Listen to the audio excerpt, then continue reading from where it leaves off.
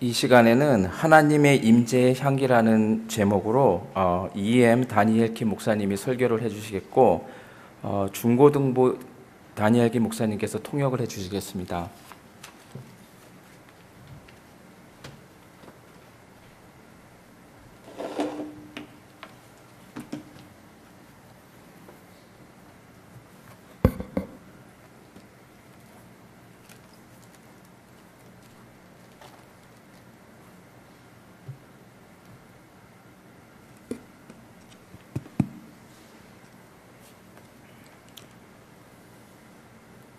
While the king was on his couch, my nard gave forth its fragrance. Your shoots are an orchard of pomegranates with all choicest fruits, henna with nard and saffron, calamus and cinnamon, with all trees of frankincense, myrrh and aloes, with all choice spices. Song of Solomon, chapter 1, verse 12. Chapter 4, verse 13 and 14. 아가서 1장 12절, 4장 13절과 14절에 있는 말씀입니다. 왕이 상에 앉아 있을 때에 나도 기름이 향기를 토하였구나. 내게서 나는 것은 석류나무와 각종 아름다운 가수와 고베라와 나도초와 나도와 번홍화와 창포와 개수와 각종 유향목과 모략과 침향과 모든 귀한 향품이요. Let's pray. 기도하시겠습니다. Dear Heavenly Father, we come before you now, humble because of the word that's about to be preached. 하나님의 말씀 선포되어질 그 말씀으로 인하여서 저희가 이 시간 겸손하게 주님 앞에 나왔습니다. Because we know that it is from you that all blessings flow. 우리가 주님께로부터 모든 축복이 오는 것을 알고 있기에 이 자리에 왔습니다. May we take in the fragrance of your presence. 오늘 이 시간 주님의 향기를 우리가 누리게 하여 주옵소서. And may it dwell with us 우리와 함께하여 주시고 and dwell within us 우리 안에 계시옵소서. so that we may be changed. 그로 인하여 우리가 변화될 수 있게 하여 We 주옵소서. may rest in your embrace 우리가 주님 품 안에 오늘 머물게 하여 주옵소서. forevermore now and in eternity. 지금부터 영원토록 함께하여 주옵소서. Amen. 아멘. Consider what is the proper devotion and display of affection when a loved one is rescued from the clutches of death. 만약에 여러분이 사랑하는 사람이 죽음 가운데서 구원을 받았다면 그를 구원해 주신 분께 어떻게 감사와 사랑의 표현하는 것이 옳은 방법일까요? What about when that loved one is resurrected from the dead? 만약에 여러분이 사랑했던 그 사람이 죽었다가 다시 부활했다면 어떻게 그 감사의 표현을 해야 될 수 있을까요?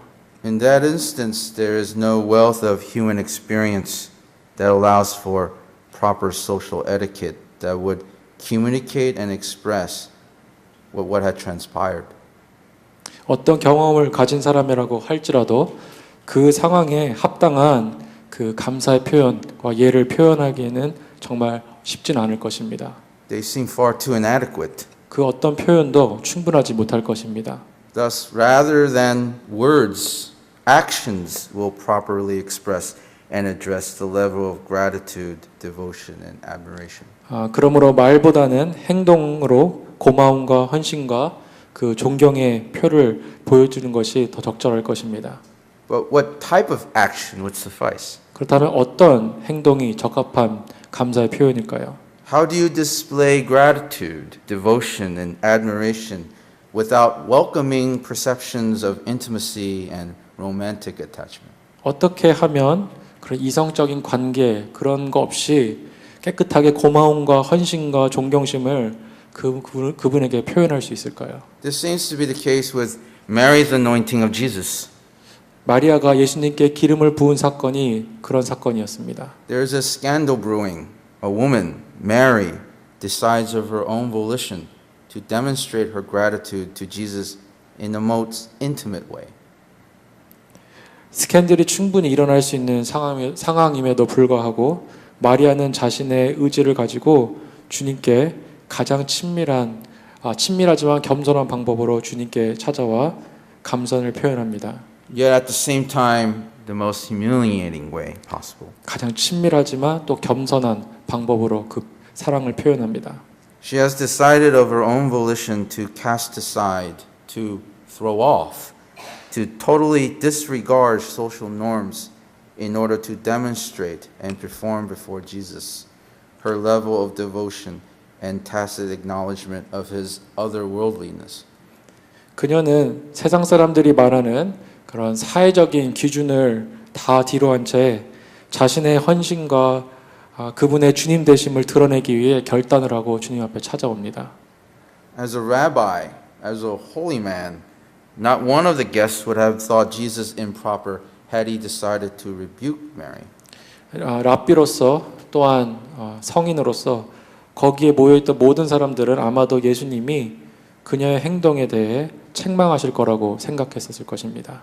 But he did not. A single woman who unbraided her hair or let her hair down condescended herself as a doulos, bondservant, to wash the feet of a man, another single man, which would not be lost on anyone in the room, including Jesus. 그러나 주님은 그렇게 그 여인을 책망하지 않으셨습니다. 여인이 머리를 풀고 자신을 여종과 같이 낮추어 그 싱글 남성의 발을 씻었는데도 말입니다. This is beyond impropriety.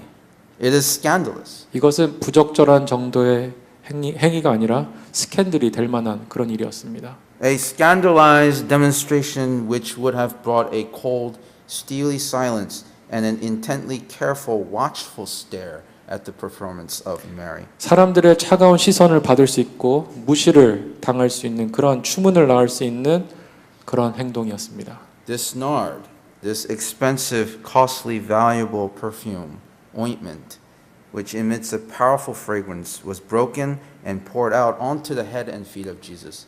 비싸고 강한 향기를 내뿜는 향유는 예수님을 위해 깨트려졌고 예수님의 머리와 발에 뿌려졌습니다. And rather than drying his head and feet with a towel, she shockingly dried his head and feet with her hair. 그 후에 놀랍게도 예수님의 머리와 다리를 타올로 씻겨드리는 것이 아니라 그녀는 자신의 머리카락으로 씻어드렸습니다. Not even the bondservants were expected to perform to that level of humiliation. 이것은 일반 몸종들이 하기에도 너무나 수치스러운 행동이었습니다. One response is seen from the perspective of expense. The other response is seen from the perspective of poverty. 이 여인의 행동을 보고 어떤 사람들은 그 향유의 가격에 대해서 말을 했고 또 어떤 사람들은 그 가난한 자를 돕지 않았다는 것에 대한 반응을 했습니다. In this graphic drama unfolding, one cannot overlook the simple fact that the guests would direct their focus and attention to the one giving the devotion rather than the one being devoted. 이 그림책처럼 묘사되는 이야기를 보면서 한 가지 중요한 사실을 놓칠 수 없는데요. 그것은 바로 거기에 모여있던 손님들이 헌신을 받으신 분보다 헌신을 바치고 있는 여인에게 더 관심을 주고 있었다는 것입니다. And even here, Jesus uses Judas's response to this powerful display as a foil to divert their attention onto him. 그래서 예수님께서는 유다의 반응을 사용하셔서 사람들의 집중을 자신에게 끌어모으십니다. Jesus' rebuke was not entirely directed at Judas Iscariot alone, but an emphatic, imperatival response to every thought that Judas was brazenly responding aloud. 예수님의 그 유다를 향한 책망은 유다 그 사람에게만 주시는 책망이 아니라 그에게서 나온 모든 그 생각을 향한 책망이셨습니다. The poor you will have, but you will not always have me. 가난한 자는 너희와 항상 있지만 나는 그렇지 않다. Jesus' physical presence is only temporary. His expectant death at the appropriate time is during the Passover. 예수님의 육체적인 그 함께하심은 일시적인 것이었습니다. 그리고 6월절이면 이제 곧 예수님께서 떠나가십니다. And although he is going to die and depart from them, the poor will remain with us. 그분은 죽으셔서 우리를 떠나시겠지만 가난한 자들은 늘 우리와 함께 있게 될 것입니다. The house was filled with the fragrance of the perfume. 그리고 기록되어 있습니다. 그 집에 향유가 가득했다. In one swift, emphatic, imperatival rebuke, Jesus diverted Mary's amazing and startling display of devotion into a punctuating, resounding exclamation of the person, nature, and divine essence, clothed in human form, reclining at the table for all to see. 예수님께서는 유다를 향한 그 책망으로 한 번의 그 책망으로 모든 사람들이 볼 수 있도록 마리아의 아름다운 헌신을 인간의 육신을 입고 오셔서 그들 가운데 함께 식사하시고 계시는 자신의 본질과 위격과 신격을 드러내는 귀한 표현으로 바꾸어 주십니다. Mary's performance displayed the glorious nature of his divine essence symbolized by the now powerful aroma emanating from his person. 마리아의 표현은 향유에서 퍼지는 아름다운 향기처럼 예수님이 하나님 되심을 사람들에게 나타내는 귀한 상징이었습니다. His statement of his imminent death points forward to this act as an embalming ceremony and his glorious resurrection. 예수님께서는 곧 다가올 자신의 죽음을 말씀하심으로써 마리아의 행동을 죽음과 부활을 준비하는 그런 일로 보이게 하셨습니다. The Greek root pleroo is defined as filled to the full or brim, as if the house was metaphorically being poured into like a cup. 헬라어로 그 페레루오라는 말은 가득 채우다라는 의미가 있는데요. 이처럼 그 집이 예수님의 향기로 가득 채워졌습니다. The absurdity and carelessness of Mary's act is further highlighted by the fact that the approximate value of the perfume was 1 year's worth of individuals' wages, 300 denarii or $12,000 to $24,000. 마리아의 말도 안 되는 이 행동은 향유의 가격을 통해서도 알 수 있는데요. 그것이 한 사람이 1년 동안 일해야 벌 수 있는 정도의 가격이었다고 합니다. 300데나리온은 지금 돈으로 12,000불에서 24,000불 정도의 가격이었다고 합니다. Who takes an entire jar of perfume and dump its contents onto a person? 누가 이렇게 비싼 향유를 한 사람에게 다 쏟아붓는단 말입니까? Unless such an individual is worthy of such a brazen act of stupidity. Everyone else in the room would think so. We would think so. 이렇게 말도 안 되는 정도의 행동을 받을 만한 분이 존귀한 사람이 아니고서야 누가 그렇게까지 하겠습니까? 그 방에 있던 사람들은 다 그것을 생각했을 것이고 우리도 그것을 생각하게 됩니다. Who of us would take one observing glance at Mary and not to be aghast and flabbergasted at her shower of intimacy on public display? 우리 중에 그 누가 마리아의 행동을 보고 놀라지 않을 수 있겠습니까? Because none of us is Mary. 그 이유는 우리 모두는 마리아가 아니라 유다와 같은 사람들이기 때문에 All of us 그렇습니다. are Judas. 우리는 다 유다와 같은 사람들입니다. Mary realized he is worthy of it all and even more. 마리아는 예수님이 우리의 모든 것을 받으시기에 합당한 분이라는 것을 알고 있었습니다. In fact, the very fragrance of the perfume is an amazing declaration of our Lord's glorious presence, even more pungent and more powerful than that of nard.